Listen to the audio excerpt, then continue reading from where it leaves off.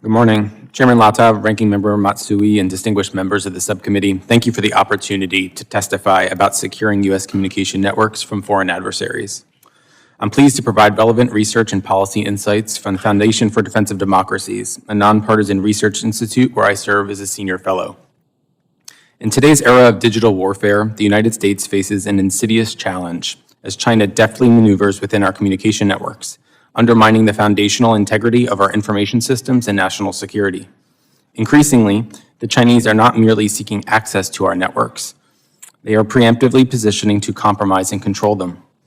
As noted in the Defense Department's 2023 cyber strategy, China's peacetime penetration of U.S. networks informs its preparations for war, with the line between the two becoming increasingly blurred.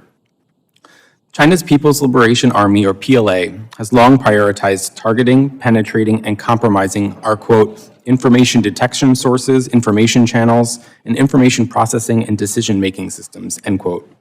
The goal of such compromise operations, according to PLA strategists, is to, quote, sap enemy morale, disintegrate their will to fight, and ignite anti-war sentiment among their citizens, end quote, all without the clamor of conventional warfare.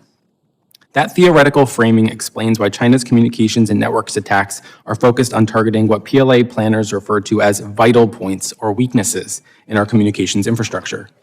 These points include public-facing vulnerabilities in communications-dependent sectors we rely on daily, like energy, water, finance, transportation, and healthcare. By prepositioning itself within these sectors and the communications networks that connect them, China is poised to strike at our nation's lifelines to, in the words of Jen Easterly, the director of the Cybersecurity and Infrastructure Security Agency, induce societal panic.